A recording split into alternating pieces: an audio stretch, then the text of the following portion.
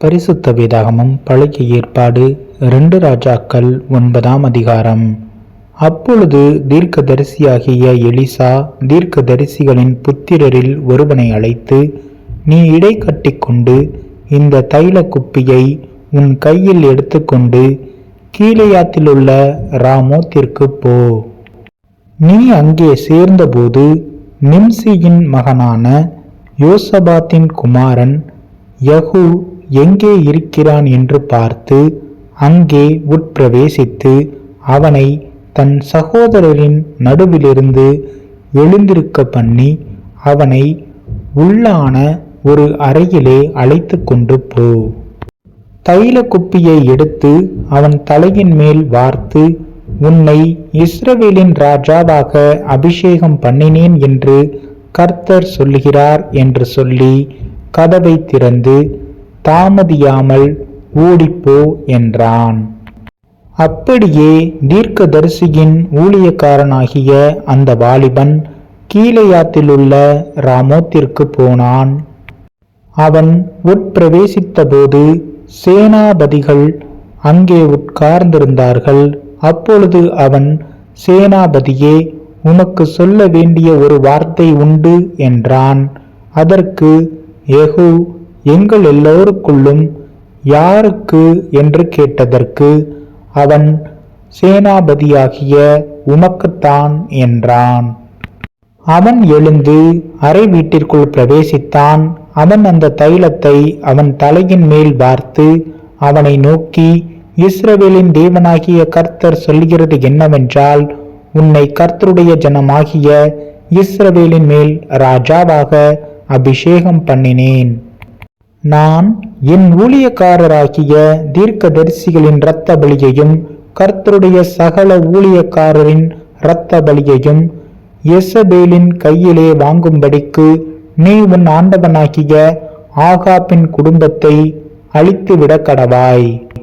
ஆகாபின் குடும்பமெல்லாம் அழியும்படிக்கு நான் ஆகாப்புக்கு சுவரில் நீர் விடும் ஒரு நாய் முதலாய் இராதபடிக்கு இஸ்ரவேலிலே அவனுடையவர்களில் அடைப்பட்டவனையும் விடுபட்டவனையும் கருவறுத்து ஆகாபின் குடும்பத்தை நேபாத்தின் குமாரனாகிய யெரொபெயாமின் குடும்பத்துக்கும் அகியாவின் குமாரனாகிய பாஷாவின் குடும்பத்துக்கும் சரியாக்குவேன். யெசபேலை இஸ்ரவேலின் நிலத்திலே நாய்கள் தின்றுவிடும், அவளை அடக்கம் பண்ணுகிறவன் இல்லை என்கிறார் என்று சொல்லி கதவை திறந்து ஓடிப்போனான். யெகூ தன் ஆண்டவனுடைய ஊழியக்காரரிடத்துக்கு திரும்பி வந்தபோது அவர்கள் அவனை நோக்கி, சுக செய்தியா? அந்த பைத்தியக்காரன் உன்னிடத்தில் வந்தது என்ன என்று கேட்டார்கள். அதற்கு அவன், அந்த மனுஷனையும் அவன் சொன்ன காரியத்தையும் நீங்கள் அறிவீர்கள் என்றான். அதற்கு அவர்கள், அது பொய், அதை எங்களுக்கு சொல்லும் என்றார்கள். அப்பொழுது அவன், நான் உன்னை இஸ்ரவேலின் மேல் ராஜாவாக அபிஷேகம் பண்ணினேன் என்று கர்த்தர் உரைக்கிறார் என்று இன்ன பிரகாரமாக என்னிடத்தில் சொன்னான் என்றான். அப்பொழுது அவர்கள் தீவிரமாய் அவரவர் தங்கள் வஸ்திரத்தை படிகளின் உயரத்தில் அவன் கீழே விரித்து எக்காலம் ஊதி யெகூ ராஜாவானான் என்றார்கள். அப்படியே நிம்சியின் மகனாகிய யோசபாத்தின் குமாரன் யெகூ என்பவன் யோராமுக்கு விரோதமாய் கட்டுப்பாடு பண்ணினான். யோராமோ இஸ்ரவேலர் எல்லோரும் கூட கீலேயாத்திலுள்ள ராமோத்திலே சீரியாவின் ராஜாவாகிய ஆசகேலின் நிமித்தம் காவல் வைத்தான். ஆனாலும் சீரியாவின் ராஜாவாகிய ஆசகேலோடே பண்ணின யுத்தத்திலே சீரியர் தன்னை வெட்டின காயங்களை இஸ்ரவேலிலே ஆட்சி கொள்ளுகிறதற்கு ராஜாவாகிய யோராம் திரும்பி போயிருந்தான். யெகூ என்பவன், இது உங்களுக்கு சம்மதியாயிருந்தால் இஸ்ரவேலில் இதை அறிவிக்கிறதற்கு ஒருவரும் பட்டணத்திலிருந்து தப்பி போகும்படி விடாதிருங்கள் என்றான். அப்பொழுது யெகூ ரதத்தின் மேல் ஏறி இஸ்ரவேலுக்கு நேராக போனான். யோராம் அங்கே வியாதியாய் கிடந்தான். யோராமை பார்க்க யூதாவின் ராஜாவாகிய அகசியாவும் அங்கே வந்திருந்தான்.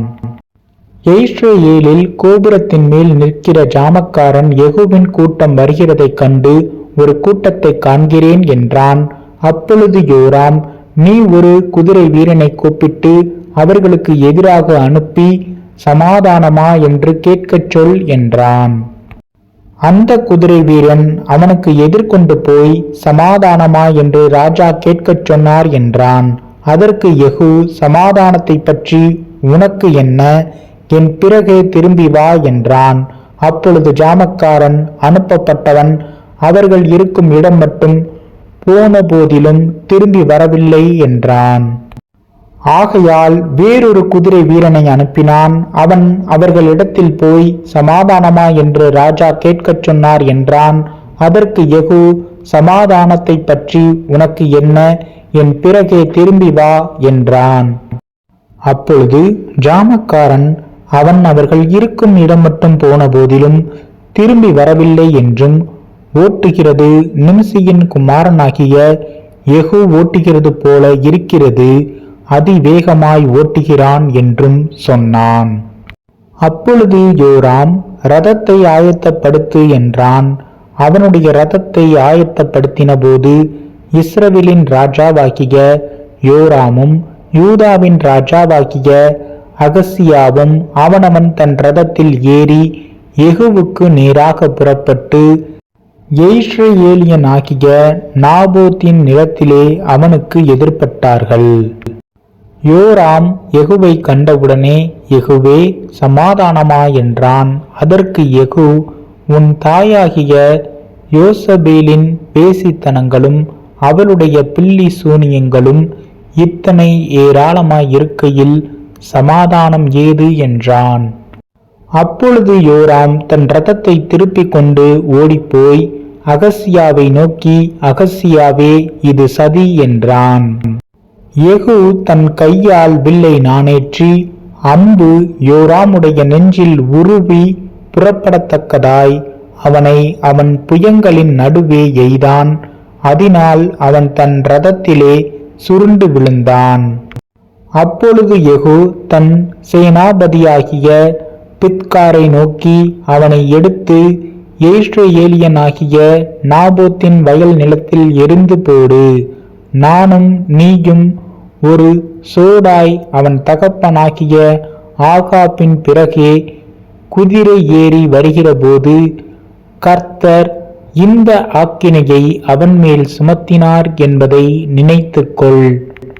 நேற்று நாபோத்தின் ரதத்தையும் அவன் குமாரரின் ரதத்தையும் கண்டேன் அல்லவா என்றும், இந்த நிலத்தில் உனக்கு நீதியை சரிக்கட்டுவேன் என்றும் அப்பொழுது கர்த்தர் சொன்னாரே, இப்போதும் அவனை எடுத்து கர்த்தருடைய வார்த்தையின்படியே இந்த நிலத்தில் எரிந்து போடு என்றான்.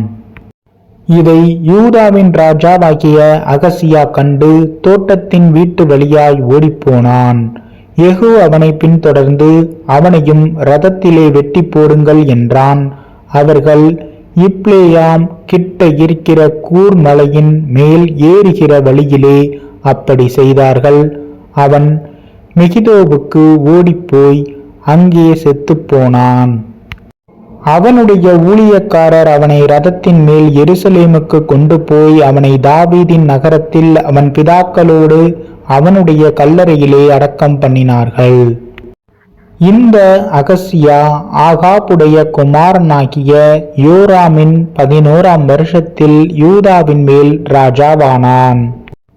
யெகூ இஸ்ரவேலுக்கு வந்தான். அதை யேசபேல் கேட்டபோது தன் கண்களுக்கு மையிட்டு தன் தலையை சிங்காரித்து கொண்டு ஜன்னல் வழியாய் எட்டி பார்த்து, யெகூ ஒளிமுக வாசலில் வந்தபோது அவள், தன் ஆண்டவனை கொன்ற சிம்ரி சேமம் அடைந்தானா என்றாள். அப்பொழுது அவன் தன் முகத்தை அந்த ஜன்னலுக்கு நேராக ஏறெடுத்து, என் பட்சத்தில் இருக்கிறது யார் யார் என்று கேட்டதற்கு 2-3 பிரதானிகள் அவனை எட்டி பார்த்தார்கள். அப்பொழுது அவன், அவளை கீழே தள்ளுங்கள் என்றான். அப்படியே அவளை கீழே தள்ளினதினால் அவளுடைய இரத்தம் சுவரிலும் குதிரைகளிலும் தெரித்தது. அவன் அவளை மிதித்துக்கொண்டு உள்ளே போய் புசித்து குடித்த பின்பு, நீங்கள் போய் சபிக்கப்பட்ட அந்த ஸ்திரீயை பார்த்து அவளை அடக்கம் பண்ணுங்கள், அவள் ஒரு ராஜகுமாரத்தி என்றான். அவர்கள் அவளை அடக்கம் பண்ண போகிறபோது அவளுடைய தலையோட்டையும் கால்களையும் உள்ளங்கைகளையுமே அல்லாமல் வேறொன்றையும் காணவில்லை. ஆகையால் அவர்கள் திரும்ப வந்து அவனுக்கு அறிவித்தார்கள். அப்பொழுது அவன், இது கர்த்தர் திஸ்பியனாகிய எலியா என்னும் தம்முடைய ஊழியக்காரனை கொண்டு சொன்ன வார்த்தை. இஸ்ரவேலின் நிலத்திலே நாய்கள் யெசபேலின் மாம்சத்தை தின்னும் என்றும், இன்னது யெசபேல் என்று சொல்லக்கூடாதபடிக்கு யெசபேலின் பிரேதம் இஸ்ரவேலின் நிலத்திலே வயல் வெளியின் மேல் போடும் எருவை போல் ஆகும் என்றும் சொன்னாரே என்றான்.